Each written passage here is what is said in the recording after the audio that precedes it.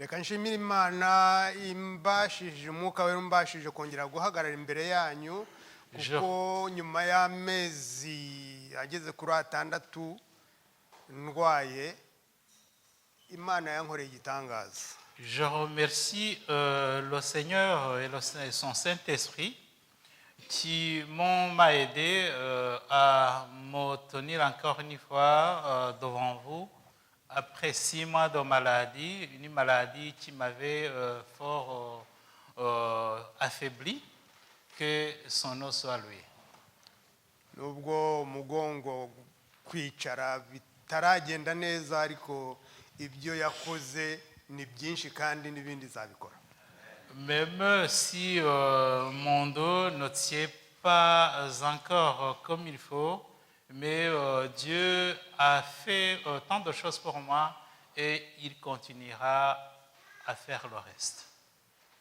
Abaganga bambwiye ko kumanuka ku rwego kuri metero 6 tukagwa hasi hanyuma ukongera guhaguruka ari amahirwe. Les médecins m'ont dit que chuter sur une échelle de 6 mètres de haut et me remettre à debout ou en mouvement encore, ce n'est pas une chose facile, c'est une chance. Niyo mpamvu mpora nshima Imana kuko ifite umugambi nicyo yanteguriye gukora. Raison pour laquelle je remercie le Seigneur continuellement parce qu'il a un plat pour moi et il m'a destiné à faire quelque chose. Muri iki gitondo nshaka ko tuganira ku mpano. Je voudrais ce matin qu'on parle du cadeau ou des cadeaux. Kuko ubu ngubu abantu baritegura impano kuri Noheli. Actuellement, à l'approche de Noël, tout le monde se mobilise pour se procurer des cadeaux. Abantu baritegura impano hirya no hino ku abakope abo bita abakope n'abakopine baritegura impano bazagenda bahererekanya. Tout autour de nous, les copains et copines cherchent des cadeaux pour se les offrir. Abadamu baritegura impano bagomba guha bajeri babo n'abagabo kandi nuko. Les hommes et femmes préparent aussi les cadeaux pour leurs chéris. Abana baritegura impano bagomba guha ababyeyi babo. Les enfants préparent les cadeaux pour leurs parents. N'ababyeyi kandi baritegura impano bagomba guha abana babo. Et vice versa. Ubu ngubu urebye hano hanze mu mujyi usanga umujyi ntabwo uri nk'uko wari umeze. Quand on observe les mouvements dans la ville, on voit que c'est extraordinaire. Ndetse usanga hari amatara agenda yaka wagira ngo hari kidasanzwe. On a beaucoup illuminé la ville. Iyo umanutse hano ahitwa Grand Place uhasanga igiti kinini cyane kiriho amabara menshi. À la Grand Place, on y a planté le sapin avec beaucoup de lumière. Nakoze ubushize narabajije barambwira ngo kimwe cyatwaye amayero 100,000. Quand je me suis informé sur le coût de ce grand sapin à la Grand Place, on m'a dit que ça coûtait, l'unité ou la pièce coûtait autour de 100,000 euros. Ni ukuvuga umushahara wawe ushobora gukorera umwaka wose sinzi niba wanawugeza kuko niba ukorereye 2,000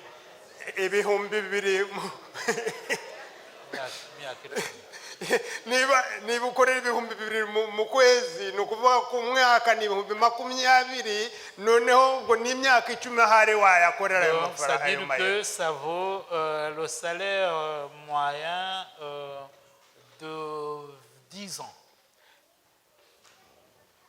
Ibiti ngo bya Noheli biriho amatara biriho amaduka bitwara amafaranga ijana ryose. Les sapins de Noël qui coûtent beaucoup cher. Indabyo, les fleurs. Nyuma y'igihe gito nyuma ya Noheli wajya kubona ukazisanga mu ngarani. Tiffany et qu'on jette directement après la fête de Noël. impano iruta izindi. Le meilleur cadeau. Reka dusenge. Prions. Mubyeyi w'impuhwe n'urukundo ruhebuje, Notre Père d'amour et de bienveillance, nk'abana b'abantu hano kuri iyi si, comme les enfants humains ici sur la terre, waduhaye impano ihebuje. tu nous as donné un meilleur cadeau. Reka umwuka wera muri iki gitondo atwigishe kumenya impano waduhaye, Que ton Saint-Esprit nous apprenne ce matin à connaître le cadeau le plus intéressant que tous les autres, kandi iyo mpano tuyihe agaciro gakomeye, tuyibike, et que nous puissions le valoriser et le conserver, kuko ari iy'ubugingo budashira. puisque ça vaut la vie éternelle. Kubwa Yesu Kristo umucunguzi Au wacu. nom de Jésus notre Sauveur. Amen.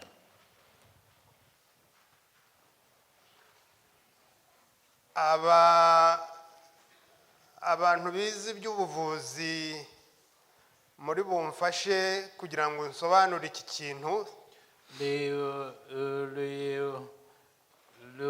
Ceux qui ont appris les sciences de la médecine vont m'aider à expliquer l'image que j'ai. Hari agaprojection nashatse ko dushyira hariya bakanshyirireho. Donc, on va nous projeter l'image. Iyo umuntu ajya kuvuka, Quand on va naître, ngira ngo abavuzi akagushushanya murakabona n'akiki. ceux qui sont dans le domaine médical reconnaissent l'image. N'ak'intanga. Ce sont les spermatozoïdes.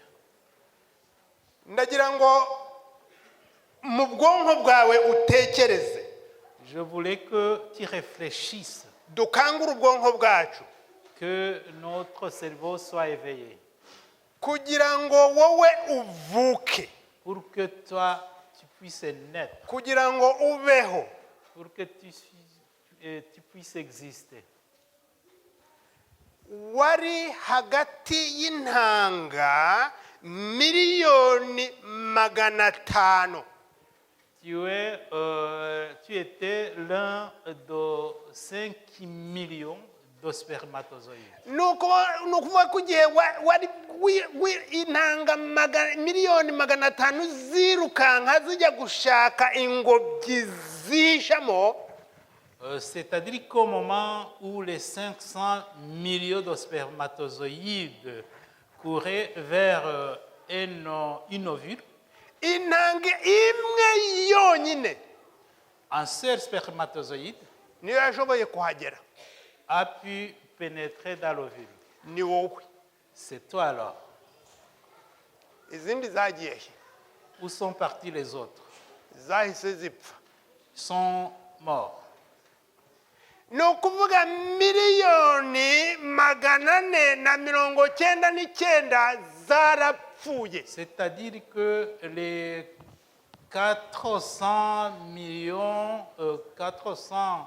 999 millions de spermatozoïdes sont morts. Icyo gihe icyo numara kucyemera mu bwonko bwawe nibwo urumenye uti njye mbese ndiki. Alors, après avoir intériorisé cette image, tu te demanderas ce que tu es. Ndinde. Qui suis-je? Kuki ndi hano ku isi? Pourquoi je suis ici sur la terre? Kuki izindi miliyoni 499 zapfuye nkaba ari jyewe ugera muri iyo ngobyi? Pourquoi est-ce que je suis le seul résultat des autres plusieurs millions, centaines de millions de spermatozoïdes qui sont morts? ubwo nibwo uramenya agaciro kawe kutashobora utagomba kugapfusha ubusa. C'est suite à cela que tu reconnaîtras ta vraie valeur que tu ne dois pas négliger ou sous-estimer. ubwo nibwo uri bumenye yuko hirya yaho hari undi muntu waguhaye ubuzima. Et c'est à ce moment-là que tu reconnaîtras que derrière tout cela, il y a une autre personne ou un autre quelqu'un qui t'a donné la vie. ubwo nibwo uri bumenye ko nyuma y'umubyeyi wawe w'umudamu na nyuma y'umubyeyi wawe w'umugabo hari undi muntu watumye izo miliyoni 499 zipfa ugasigara uri umwe gusa.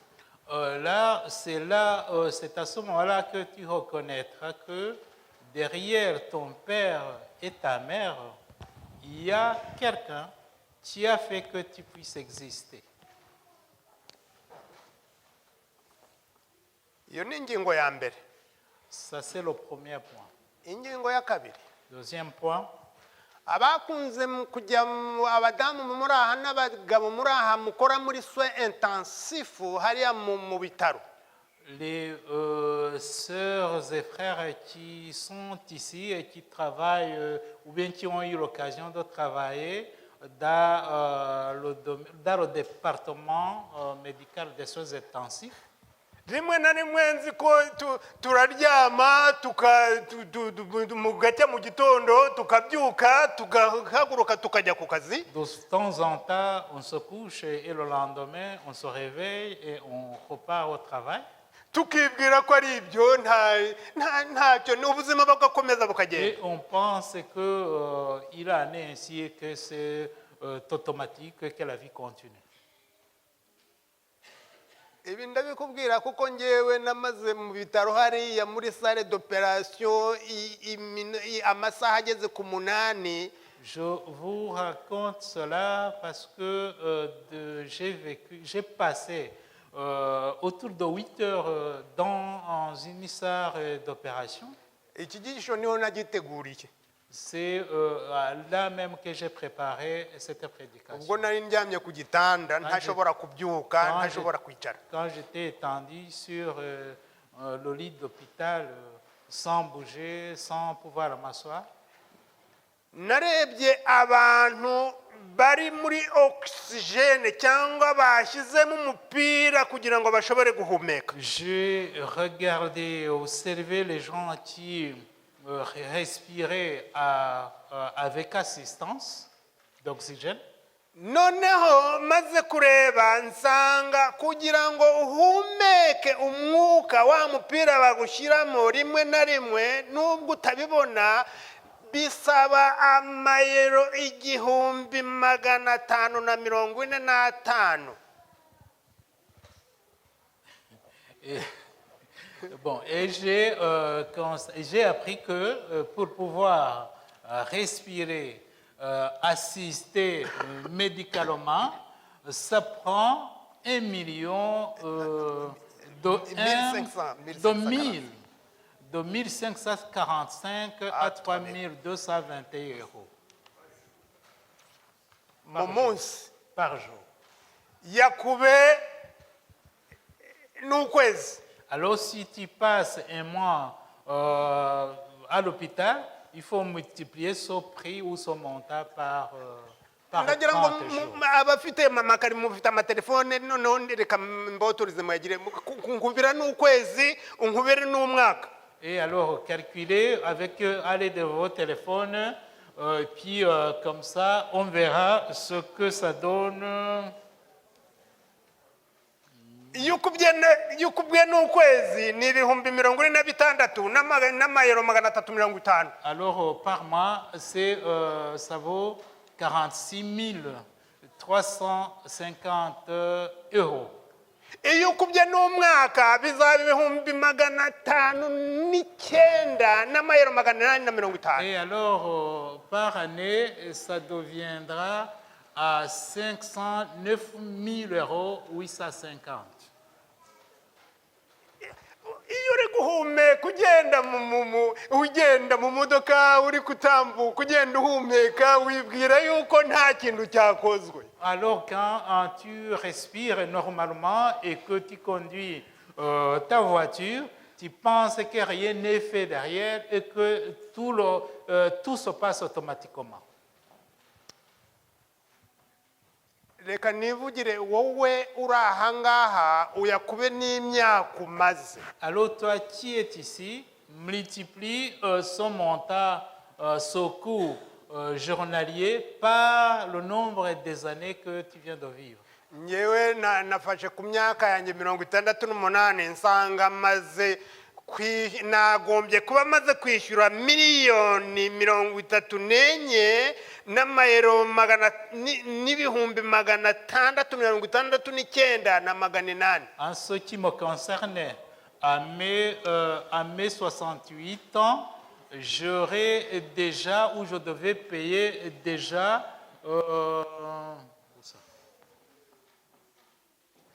j'aurais déjà payé 34 669 800 euros.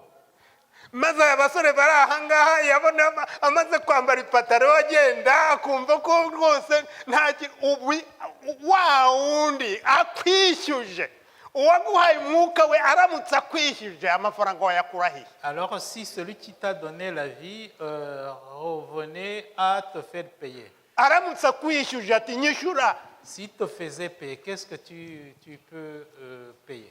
Wayakura hehe? Où est-ce que tu peux trouver ce remboursement, ce paiement? Kugira ngo ubeho, pour vivre, pouvoir vivre, hagomba izuba. Il faut le soleil.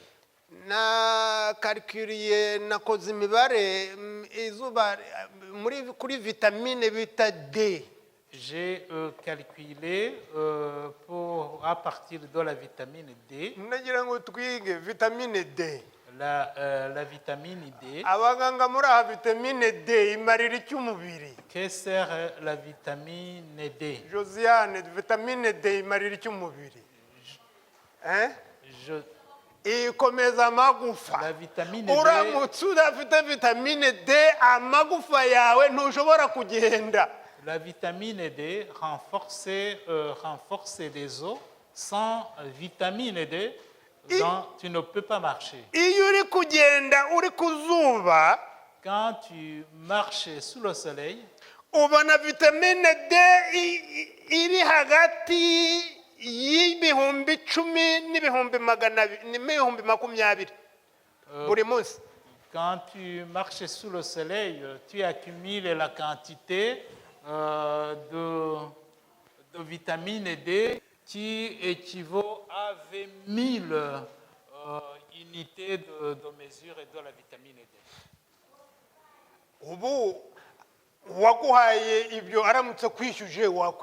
Alors si celui qui t'a donné la vie te faisait payer, combien est-ce que tu peux lui payer?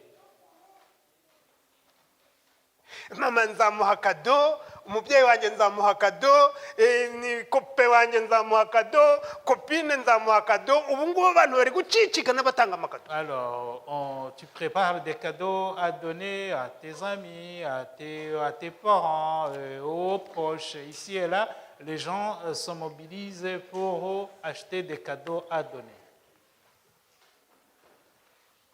Si ibyo gusa. C'est pas ça seulement. Théo, ku munsi urya ibiryo bingana iki ibiro? Combien de quantité de nourriture que tu manges par jour? Ibiro bitatu. 3 kilos par jour.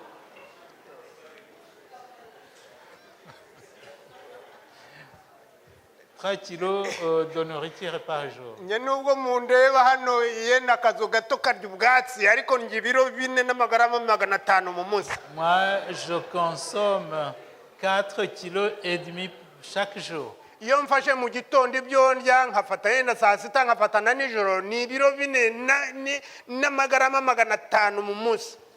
Quand j'ai pris 3 repas par jour, je consomme 4 kilos 500. Iyo mbifashe nkabikuba n'iminsi 30 ni 235. Alors par mois, c'est 135 kilos de nourriture. Ufata ibyo urya ukube n'iminsi. Et alors, tu n'as qu'à prendre ce que tu consommes par jour et que tu multiplies par le nombre de jours. Iyo mbikubye n'umwaka nsanga ndiye toni imwe n'ibihumbi 620. Par année, ça revient à 1 tonne et quelques. Kandi ukabungana utyo. Akazu gato. Et voilà, tu es tel que tu es. Tu es comme tu es. No, twise kandi ndagira ngo utekereze ngo mbese nihe mpano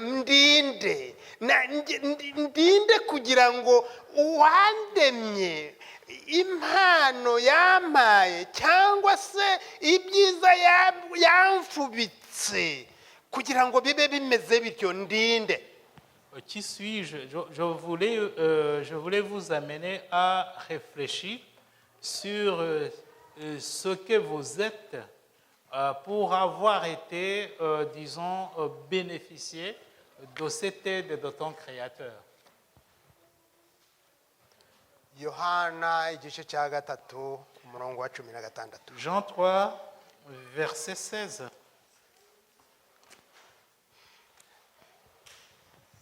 Ni isomo tuzi twese ariko nashatse yuko mbere yuko turisoma yenda niba twarisomera hamwe nta mwana utarizi nta muntu mukuru utarizi nta muto atarizi. C'est un verset qui est connu de tout le monde par cœur. Ahubwo icyo tutari tuzi ahari ni ukumenya ibi byose maze kubabwira. Peut-être ce qu'on ignorait, c'est tout cela que je viens de vous raconter. Kuko Imana yakunze abari mu isi. Dieu a tant aimé le monde. Ijambo riburamo ni rihe? Qu'est-ce qui manque? Kuko Imana yakunze abari mu isi cyane. Car Dieu a tant aimé le monde.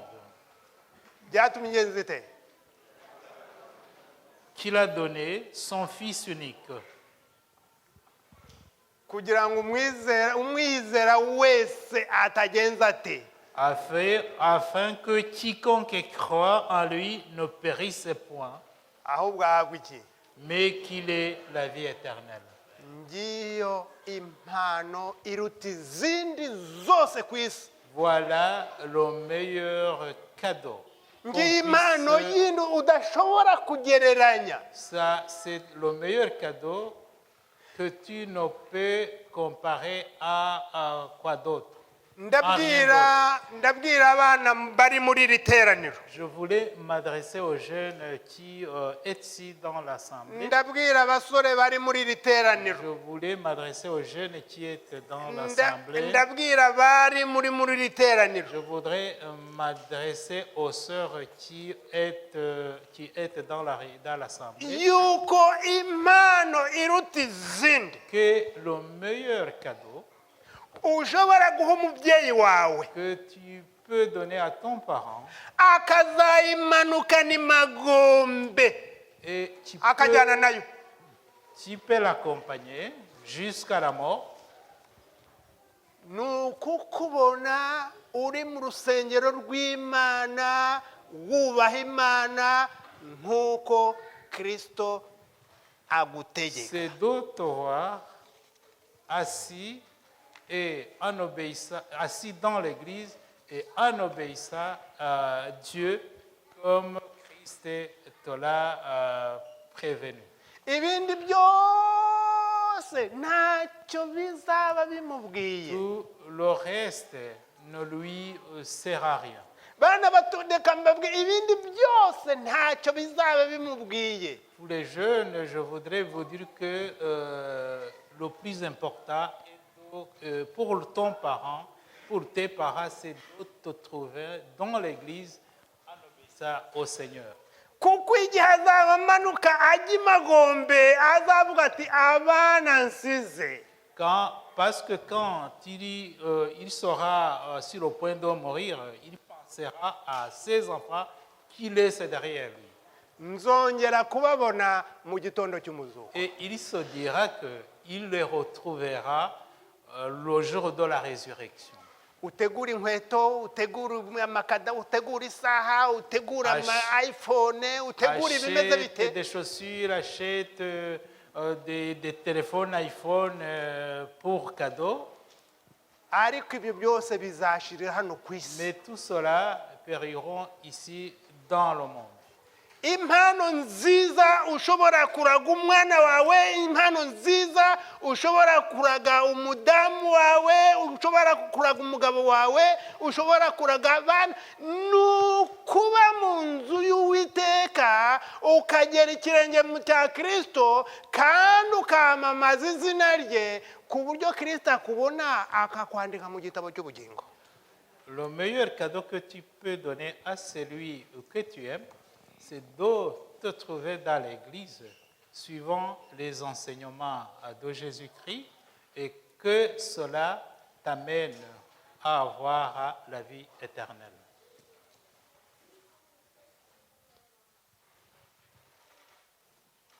Niba atari ibyo ngibyo, Si ce n'est pas cela, hari amagambo ari muri Luka igice cya 17 umurongo wa 10 nshaka ntifuza ko yaza kuvugwaho. je voudrais vous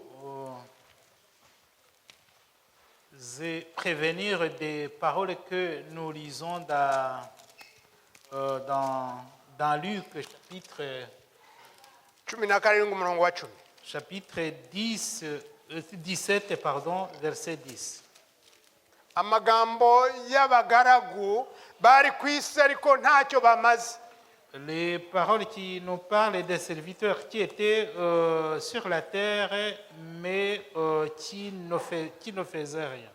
Bakora gusa ibyo babwiwe. Qui faisaient tout simplement ce que leur demandait de faire. Ibyo bategetswe gusa bumvise biri hano hafi gusa. Ceux qui ne faisaient que ce qu'on leur donnait de faire. Umurongo wa 10. Verset 10.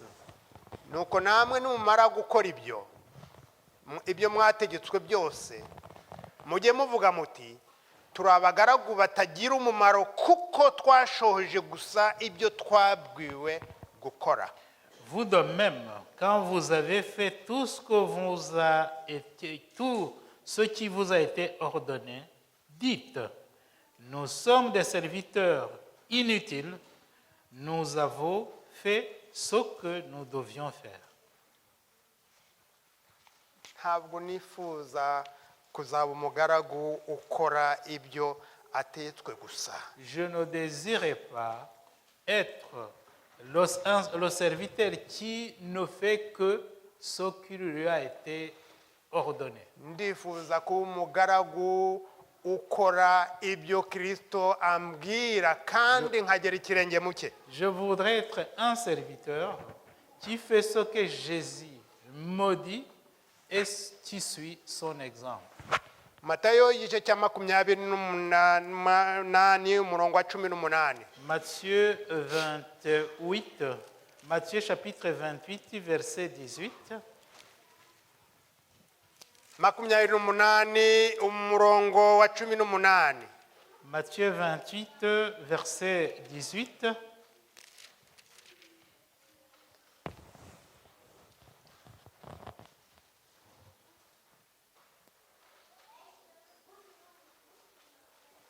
Nuko Yesu arabegera avugana nabo ati, nahawe ubutware bwose mu ijuru no mu isi. Nuko mugende muhindure abantu bo mu mahanga yose abigishwa mubabatiza mu izina rya data wa twese n'umwana n'umwuka wera mubigisha kwitondera ibyo nababwiye byose kandi dore ndi kumwe namwe iminsi yose kugeza ku mpera y'isi. Matthieu chapitre 28, du verset 18 à 20, nous lisons, Jésus s'étant approché, leur parla ainsi. Tout pouvoir m'a été donné dans le ciel et sur la terre. Allez, faites de toutes les nations des disciples, les baptisons au nom du Père, du Fils et du Saint-Esprit, et enseignez-leur à observer tout ce que je vous ai prescrit. Et voici, je suis avec vous tous les jours jusqu'à la fin du monde.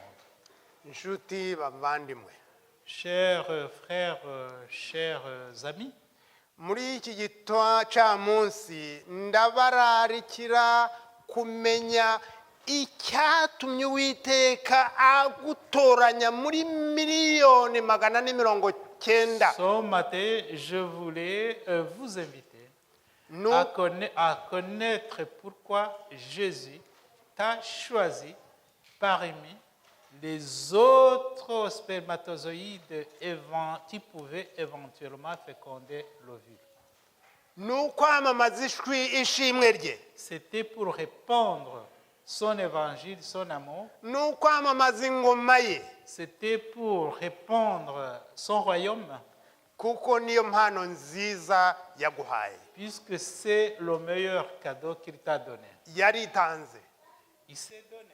ubwo Adamu yari amaze kwigurisha, Après que Adam venait de se vendre, Imana ikaza ubwayo adasabye igaca inzira yo kugira ngo yongere asubizwe Edeni et yatswe. Dieu est intervenu sans qu'on le lui demande pour pouvoir rétablir le chemin vers Éden. Igihe umaze kwakira ibyo, Après avoir accueilli cela, umaze kumenya Yesu Kristo après avoir connu Jésus-Christ, ari mu mutima wawe, et quand tu l'as déjà intériorisé, ugera ikirenge mu cye, en suivant ses pas, en suivant son exemple, umaze gusogongera ibyiza bye, après avoir goûté ses bienfaits, nibwo uzamamaza urukundo rwe. c'est à ce moment-là que tu répandras son amour. Muri Yakobo, Dans Jacques, muri Yakobo igice cya 5 umurongo wa 20. nous lisons dans Jacques, dans l'épître de Jacques, chapitre 5, verset 20. Yakobo igice cya 5 umurongo wa 20. Jacques 5, verset 20. Havuga ngo igihe tugaruye twamamaje Kristo, abandi bakamwumva bakava mu byaha, tuba dutwikiriye ibyaha byinshi. Nous lisons qu'il sache que celui qui ramènera un pécheur de la voie où il s'était égaré sauvera une âme de la mort et couvrira une multitude de péchés. Muri Luka igice cya 15 umurongo wa 7 hakavuga yuko mu ijuru iyo umunyabyaha umwe yihamye, ijuru ryose riracuranga rikaririmba. Luc, et dans Luc, 15 umurongo wa 7, chapitre 15, verset 7, nous lisons que, de même, je vous le dis, il y aura plus de joie dans le ciel pour un seul pécheur qui se répand que pour 99 justes qui n'ont pas besoin de se répandre, qui n'ont pas besoin de repentance. Daniel igice cya 12 umurongo wa 3. Daniel 12, verset 3. Umurongo wa 3. Dans Daniel 12, verset 3.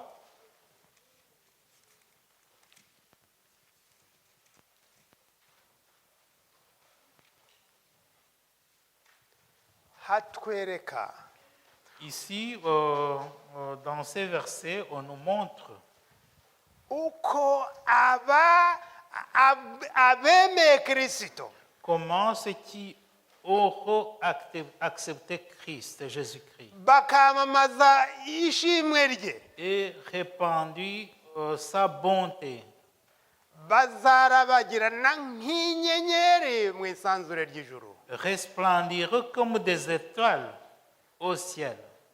Inshuti nkunda, ndakwifuriza kuzarabagirana nk'inyenyeri mu isanzure ry'ijuru ubwo Kristo azabagarutse. Cher ami que j'aime, je désire que tu puisses resplendir comme ces étoiles au ciel quand Jésus reviendra.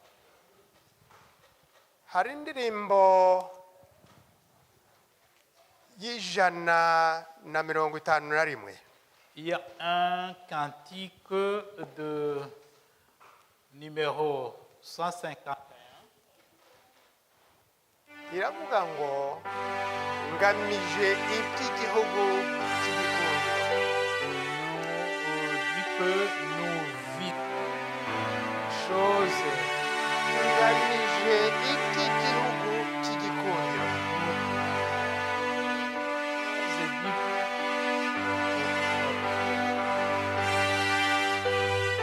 Indirimbo yanditswe n'umudamu hashize imyaka myinshi witwa Eliza Edmond. Ce chant a été composé par une sœur de son nom il y a plusieurs années. Yaravuze ati mbese ikamba ryanjye Yesu azanterayo azaritakaho inyenyeri. Alors il a dit que la couronne que Jésus me donnera sera tamisée mbese d'étoiles. ikamba Yesu azanterayo azaritakaho inyenyeri. La couronne que Jésus me donnera au ciel, cela sera tapissée d'étoiles.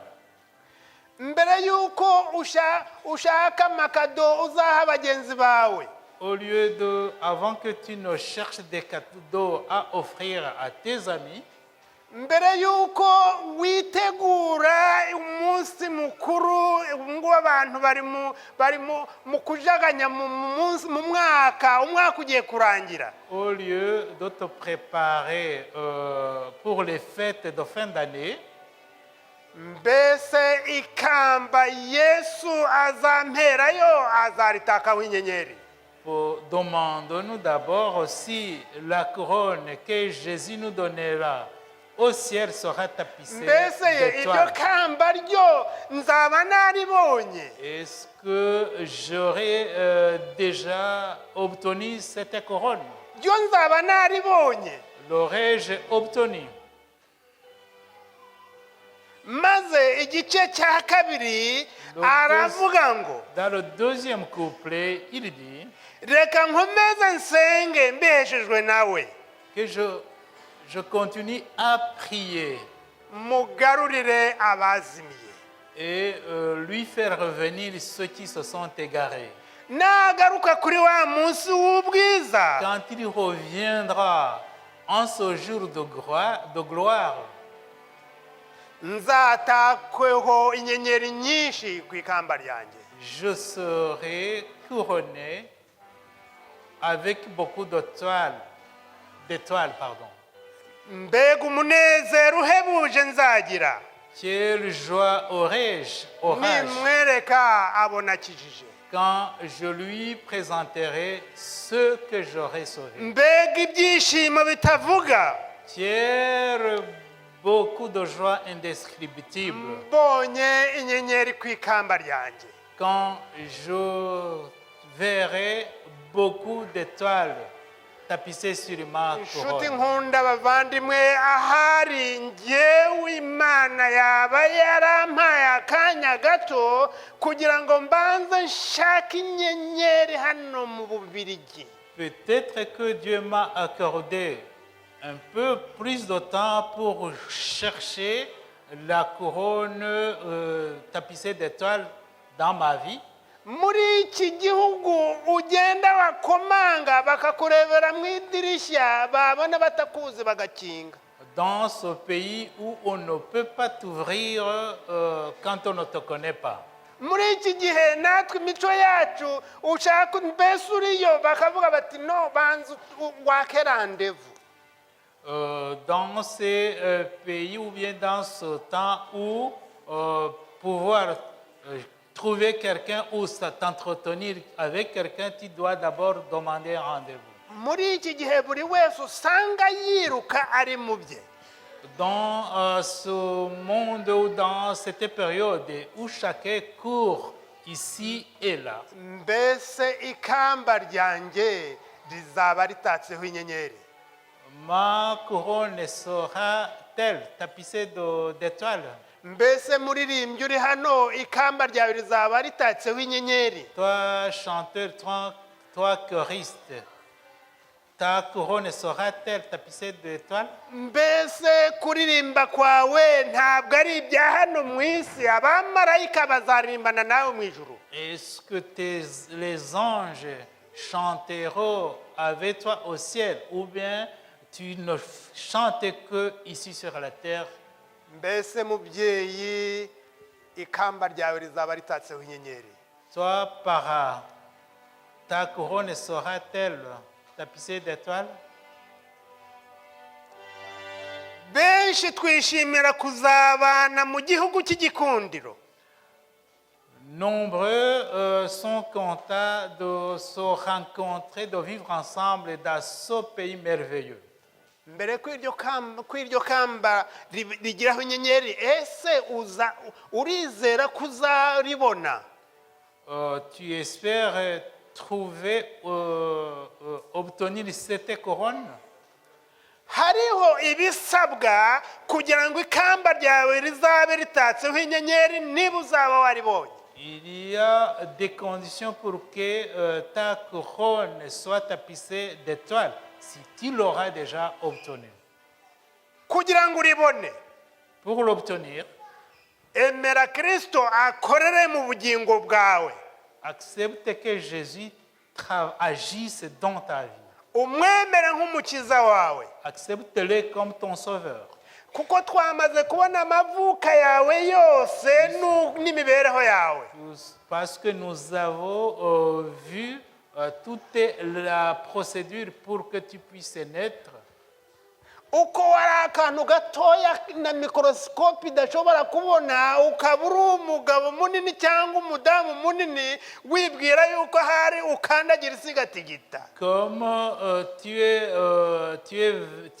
comme tu étais un lion très petit, très minime, et que tu es devenu une grande femme, une grande maman, et tu penses que peut-être que cela s'est fait automatiquement et que tu peux tout.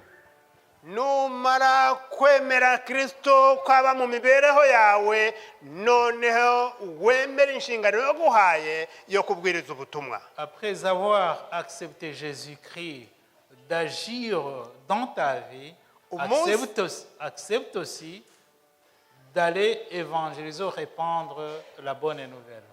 Umunsi ku wundi uhore wibaza iby'igihugu cy'igikundiro. Et pense jour après jour à ce pays merveilleux.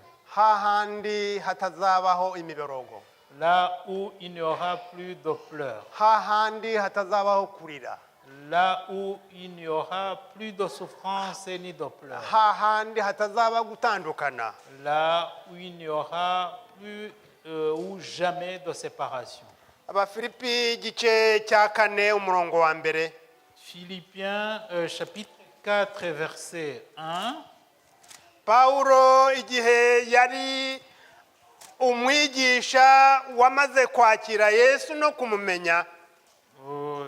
Paul, après avoir accueilli et devenu le disciple de Jésus, Yanditse aya magambo.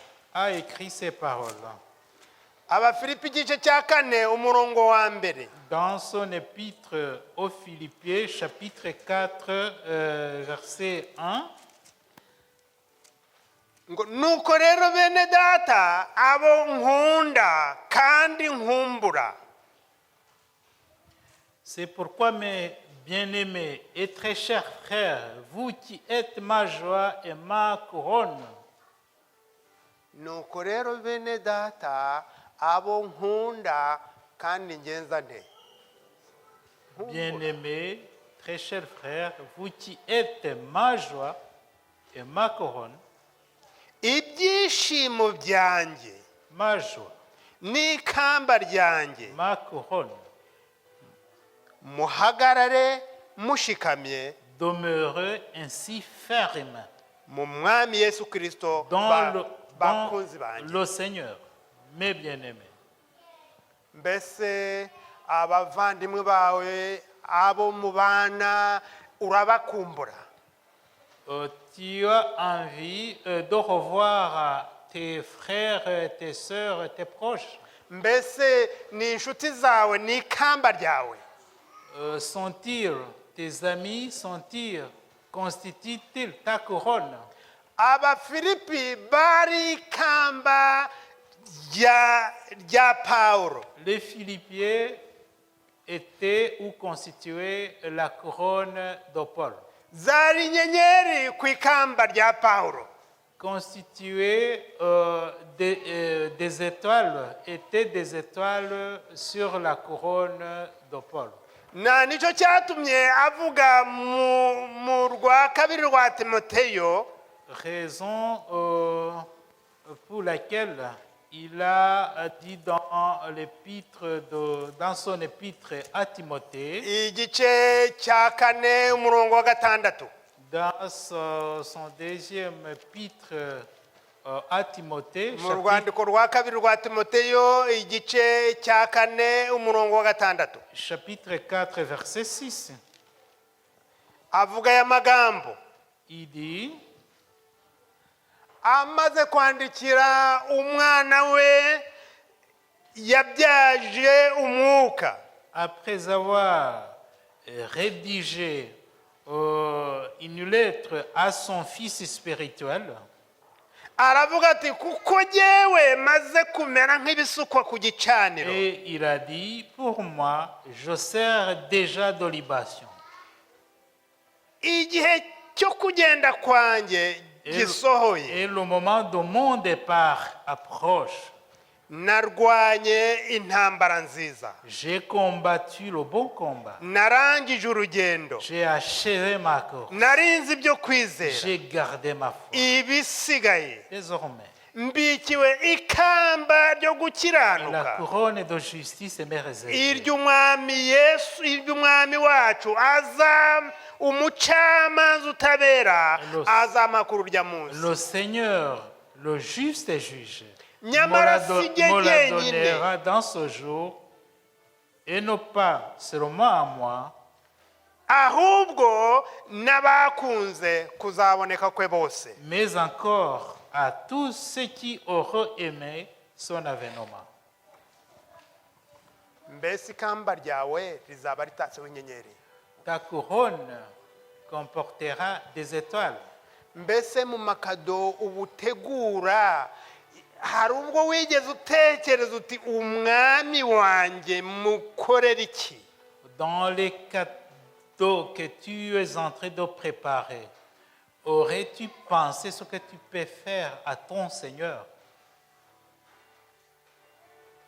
Niba ushobora guha kado umubyeyi wawe, Si tu peux donner un cadeau à ton parent, niba ushobora guha kado umwana wawe, si tu peux donner un cadeau à ton enfant, niba uri umukopo ukaba ushobora guha kopine impano, si tu peux donner un cadeau à ta copine, mbese usumba abandi nihe mpano wamuha? Quel cadeau peux-tu donner à celui qui surpasse tous? Yesu aravuga ati Jésus mwana wanjye Mon mu enfant. mutima wawe, Donne-moi ton cœur. mu mutima wawe, Donne-moi ton cœur. ugendane nanjye, Marche avec moi. maze igihe uzaba umaze kumera nk'ibisukwa ku gicaniro nka Pawulo, Et quand tu sauras, comme Paul, un sujet de libation, nibwo uzavuga nkawe uti narwanye intambara nziza, c'est là que tu diras, comme il a dit, comme a dit Paul, que tu as combattu le bon combat. narinze ibyo kwizera, J'ai gardé la foi. ahasigaye mbikiwe ikamba ry'ubugingo. La couronne de victoire m'est réservée. Ndasaba Imana muri iki gicamunsi Je demande à Dieu ce matin ngo Yesu Kristo atubashishe gutekereza ku mpano iri tuzindi ku isi yaduhaye, pour que Jésus nous aide à réfléchir si le meilleur cadeau que iy'ubugingo Dieu nous a budashira, donné, qui est la vie éternelle. maze ku iherezo ry'ibihe Pour qu'à la fin des temps, tubwire abataramumenya, nous puissions dire à ceux qui ne l'ont pas encore connu, aha tuzengurutse hano mu Bubiligi, hano tout hatuzengurutse autour de nous, ici en Belgique, mu mayira, abagenda mu mayira, dans différents chemins, aho kugira ngo ugire ikindi ukora mu bwonko bwawe ushyiremo gahunda uti ndashaka inyenyeri, que nous souhaitions, nous désirions obtenir des étoiles. ndashaka inyenyeri ku ikamba ryanjye, Des étoiles sur notre couronne. mu baturanyi banjye ndashaka inyenyeri, Au sein de mon voisinage, je cherche des étoiles. iyo niyo kado, iyo niyo mpano ushobora guha Yesu Kristo C'est ça. uramutse umutima wawe ubyemera ukagendana nawe, maze ukazazamukana n'itsinda C'est rinini ça le ritatse cadeau que tu inyenyeri. peux donner à Jésus si tu marches avec lui, si tu l'acceptes, pour pouvoir monter avec lui. Imana ibitubashishe, Que Dieu nous y aide, umwuka wera akomeze kutuyobora que le Saint-Esprit continue à nous guider. mu izina rya Yesu. Au nom de Jésus. Data mubyeyi w'impuhwe n'imbabazi, turagushimye kuko waduhaye impano iruta ibindi byose dushobora kubona kuri iyi si y'umwana wawe Yesu Kristo. Amen. Uturinde gukerensa impano twahawe, Amen. kandi ubwo tuvuka tutagaragara, turi udusirigitwe dutoya na mikorosikopi idashobora kubona, ariko ukaturera tukavamo abantu b'ibihangange, ubwo nabwo ni ubuntu buyeretse ku bundi utugirira. Amen. Uturinde guhuga, uturinde kujya mu nzira y'umwanzi Satani, Amen. ahubwo uduhe umurunga w'urukundo, Amen. urukundo rwa kivandimwe, Amen. kandi uduhe kwamamaza ishimwe ryawe, kugira ngo muri iki gihe isi irimo isarurwa igeze ku musozo, twebwe duhagarare ku ruhande rwawe, twamamaze ishimwe ryawe, Amen. twamamaze kugaruka kwawe, kugira ngo mwami ubwo uzatungutse ku icu, tumaze kuba nk'ibisuka ku gicaniro, tuzambikwe amakamba atatseho inyenyeri zabo tuzaba twarakugaruriye. Amen. Ubitubashishe mu izina ryiza rya Yesu Kristo umucunguzi wacu. Amen.